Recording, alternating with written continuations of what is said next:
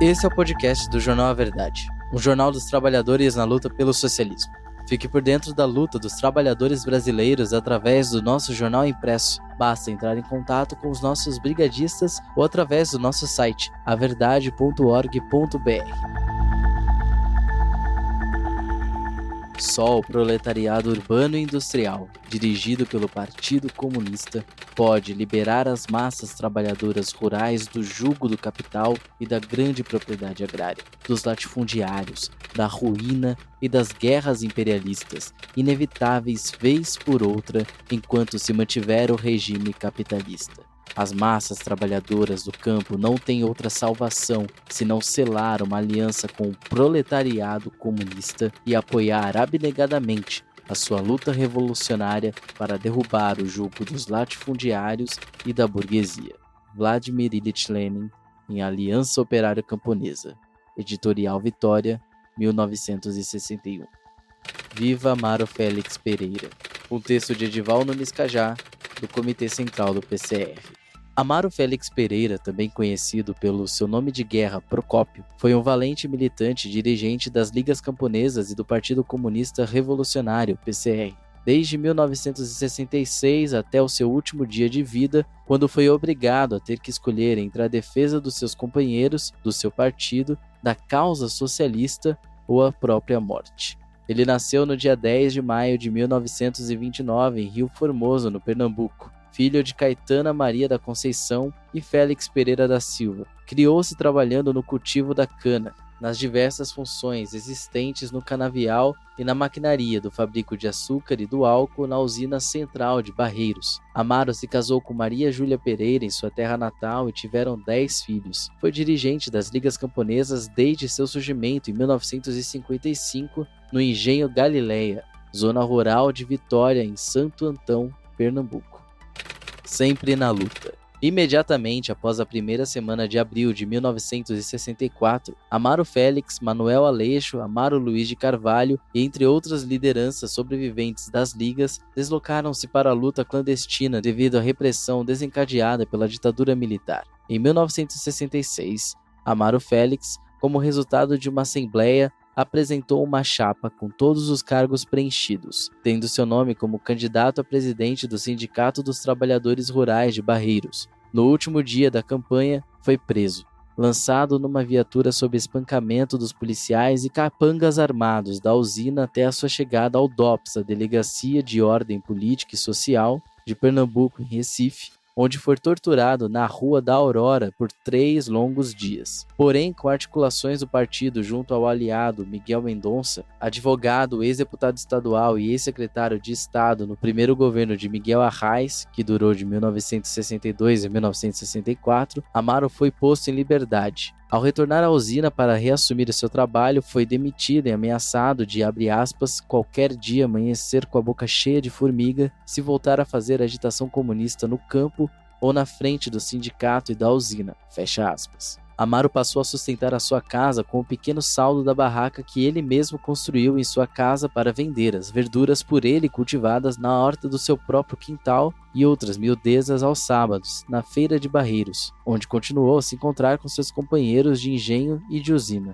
Com o ato institucional número 5, em 13 de outubro de 1968, o chamado golpe dentro do golpe recrudesceu a repressão política no Brasil e de modo especial aos comunistas revolucionários que passaram a ser procurados feito agulha no palheiro. Para proteger os camaradas da exposição e das perseguições, a direção do partido arrendou o sítio Borboleta, no Engenho Constituinte, zona rural de Água Preta, sob a responsabilidade dos camaradas Palmeira e Procópio, que passaram a se dedicar ao trabalho de recrutamento e formação política marxista-leninista dos novos militantes para o partido.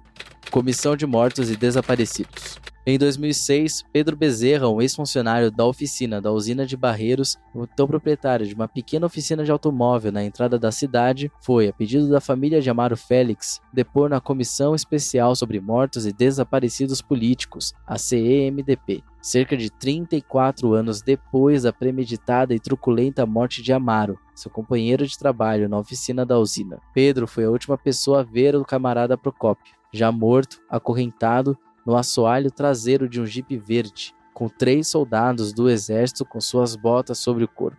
Pedro disse diante a comissão que, abre aspas, uma lona verde cobria o corpo, mas provavelmente a movimentação do carro terminou descobrindo a sua cabeça e eu pude ver que se tratava do companheiro Amaro Félix, fecha aspas. Pedro também afirmou ainda que a viatura trafegava no sentido Recife-Barreiros e que o carro parou na sua oficina para um conserto rápido no carburador. Um ano depois, no final de outubro de 1973, Pedro Bezerra, recém-eleito presidente do Diretório Municipal do MDB de Barreiros, foi preso e levado ao DOI-CODE no comando do 4º Exército, na Praça 13 de Maio, em Recife, para ser interrogado sobre a aterrorizante ameaça de morte, sobre se ele saberia ou não do verdadeiro paradeiro de Amaro Félix. Ao ser liberado, foi direto para a sede do Diretório Estadual do MDB, na Avenida Conde da Boa Vista, onde foi recebido pelo seu presidente, Pinto Ferreira, e seu secretário, o deputado estadual Jarbas Vasconcelos, que denunciou o grave ocorrido na tribuna da Assembleia Legislativa. Por essa razão, Pedro se sentiu no dever de dar o seu depoimento ao CMDP sobre o desaparecimento do amigo que tanto admirava, mesmo sabendo o risco que corria. Outros depoimentos confirmaram as perseguições e as ameaças de morte que sofria Amaro Félix. Seu filho mais velho, Elias, declarou na comissão que também foi preso e espancado pela polícia e por seus capangas da usina Central Barreiros. Afirmou que sobre o paradeiro do pai, a família ouviu vários rumores de que seu corpo teria sido jogado dentro da fornalha da usina ou no rio Una, que passa ao lado da usina. Sangue revolucionário. A partir da coragem dos familiares de Amaro Félix Pereira, como do seu partido e da relatora do seu processo, iniciado em 19 de setembro de 2002 na CMDP, a história da resistência popular pode saber a verdade e prestar uma justa homenagem a mais um dos revolucionários que deu sua vida pela liberdade, pela democracia e pelo socialismo, mesmo sob a mais sanguinária ditadura militar em nosso país. O camarada Procópio demonstrou sua extrema fidelidade ao seu partido durante os interrogatórios, torturas e encarceramentos pelos quais passou, primeiro na casa de detenção do Recife e depois na ocasião em que foi assassinado, sem nada revelar sobre seus camaradas. Amaro Félix foi preso em 1964, 1966, 69 e 1970. Em 20 de janeiro de 1970, foi sua última prisão, para cumprir a injusta condenação de 1 ano, novamente na casa de detenção do Recife. Uma certidão da Agência Brasileira de Inteligência, ABIN, datada de 11 de março de 2005, informa que Amaro foi libertado no dia 24 de novembro de 1970.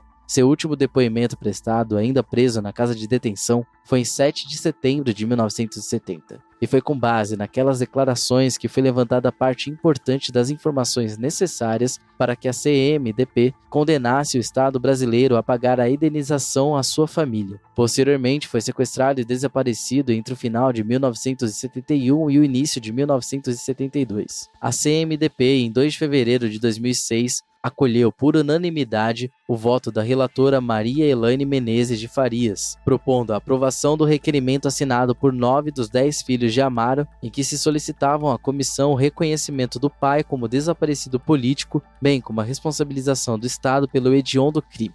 O heroísmo com que Amaro derrotou seus algozes, os carrascos do capitalismo, das usinas e dos grandes latifundiários, não delatando seus companheiros, revela a força ideológica da Aliança Operário-Camponesa, forjada para a libertação da escravidão assalariada da classe trabalhadora da cidade e do campo. Para os trabalhadores conscientes, o nome de Amaro é a história, esperança, luz e fé no futuro luminoso da humanidade comunista. A trajetória de vida e de luta de Amaro Félix Pereira jamais se apagará, porque ela é parte integrante da história da luta do proletariado revolucionário do Brasil. Ao reconstruir a história daqueles que tombaram na luta revolucionária pela liberdade, a democracia e o socialismo, o Partido Comunista Revolucionário ergue ao alto a sua bandeira e homenageia os mais de 10 mil brasileiros e brasileiras assassinados pelo fascismo que dominou a nossa pátria por 2 décadas e que até hoje conspira por mais um golpe, exatamente pela falta de punição aos torturadores e golpistas de 1964. Pela justiça de transição, o PCR vive, luta e avança. Viva o socialismo!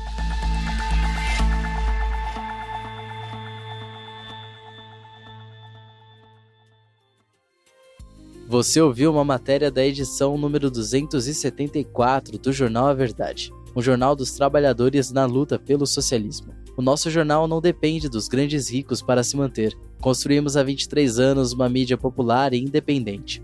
Para apoiar, considere adquirir o nosso jornal impresso com os nossos brigadistas ou fazer uma assinatura através do contato no nosso site, averdade.org.br. E não deixe de nos seguir nas nossas redes digitais para não ficar por fora de nenhuma notícia.